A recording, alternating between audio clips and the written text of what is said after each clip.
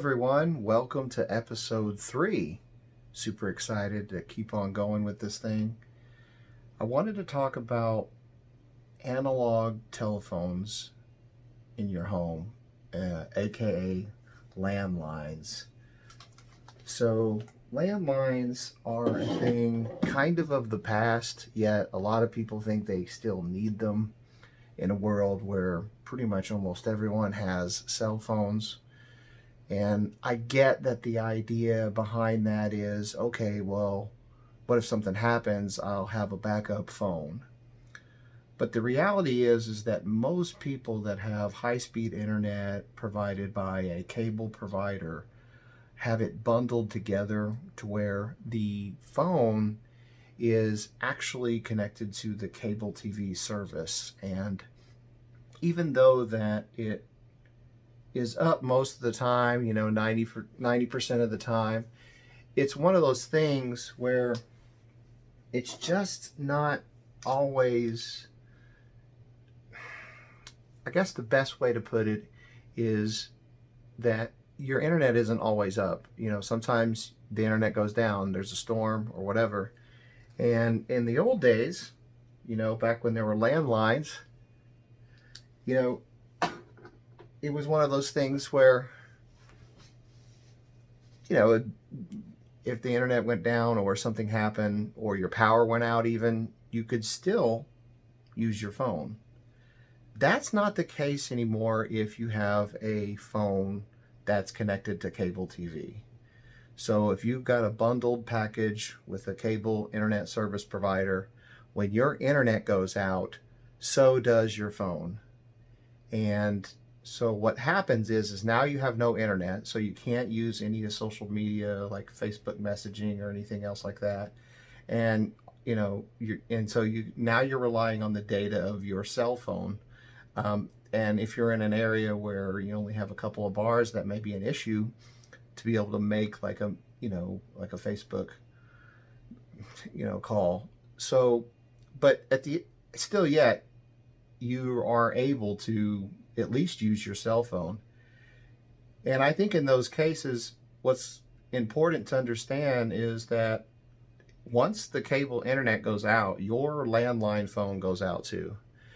And when that happens, there's a sense of urgency and you're like, oh no, I've got to scramble around.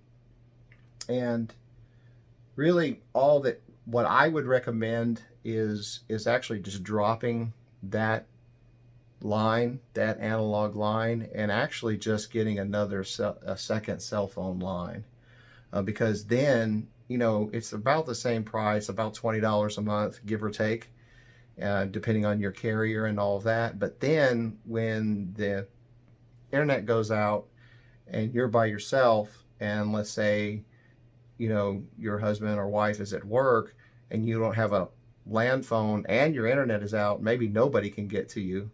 And so now you have a situation where you have their cell phone and you can still have internet because you can turn your hotspot on your phone, and then any other wireless devices like your laptop or tablet, you would then be able to get to the internet at least temporarily. And so that's important. And it was just one of those things that was on my mind, and thinking about, analog phones, really, unless you're hooked up to old school, traditional telephone company landlines. And even at that, you're just kind of stopped at just the phone line itself. But that is really the only kind of line that I could kind of see some use for.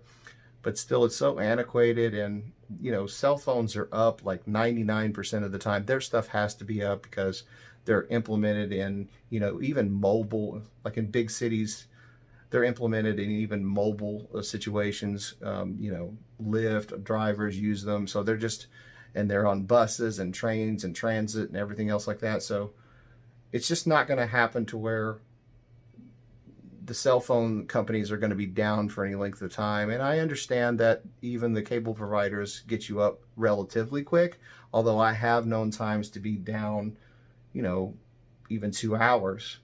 And so yeah, I just think that analog telephones are really just not something, if you trust my opinion on data, I've been in the telephony world for a long time, and there's just not a real good solid use for an analog phone. Maybe a backup in a business solution where there's a ton of emphasis around the particular telephone number, but I still say you can really just spend about the same amount of money, and if you need that other line, just go to a second cell phone, um, and and it's the same price. And it's just one of those things. I think that everyone is kind of holding on to the past, and it's not. It's something that I would like to change in the sense that the past is wonderful. I mean, there's so many great things about the past and about the things that happened before the internet.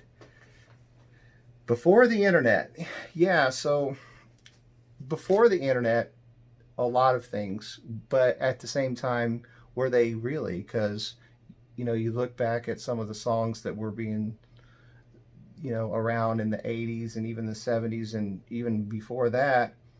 For example, American Bandstand, Staple, Dick Clark, but now it's American Idol with Ryan Seacrest. And it's like, it's really the same thing. It's just updated. And we always adapt to what's in the now, and it's not really any different. I think that people, when a whole lot of change comes real quick, they kind of panic. But I'm one of those people that just kind of embrace the technology because I'm in that field.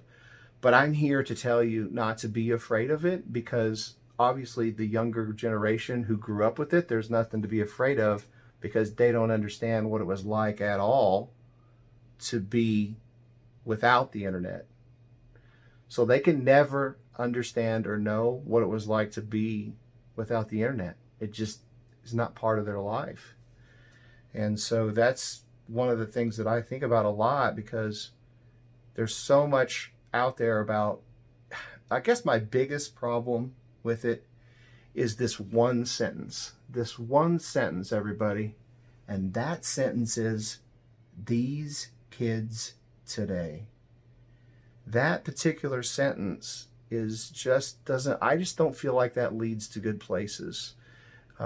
I just think that there's needs to be a little bit open-mindedness and kindness towards the children. And at the same time, we want our children to love us, respect us, and look up to us. And I just think that that particular sentence and then whatever follows it doesn't lead to good places. And the reality is that they can't help it if they were born in 2003 or anything else. And so I just wanted to bring that point up, because anybody that was born from the year, let's say 1998 and beyond, they can't help the fact that the internet already was here when they were born. And they can never know what it was like because they've never lived it. And so it's just impossible for them to understand. And if you want to try to show them things from the past, then it needs to be our obligation and our responsibility to show them those things, because they aren't going to see the need in it unless we show them that. And I thought of it, sometimes when you can't talk to somebody directly, I thought of a really neat way to do that, and that's to actually just record yourself doing the activity, and then maybe you can turn it on like YouTube or Facebook, and they can see you doing the activity, and then it would maybe carry some more weight, whatever that activity is. And just that would be maybe bridge the gap between, the older generation who still has, a lot, they're clinging to the past a lot because of, they don't understand the now, and let alone the future. And I'm not saying anything bad. It's just that I would love to see more younger people interacting with the older generation, and vice versa. I would like to see more of the older generation interacting with the younger, because I think there's a lot of things to learn from both sides. And that's what I think. Let me know what you think. Have a good day. Hey everyone, if you enjoyed today's episode, please remember to subscribe. And remember, if you're not living your best life, what life are you living?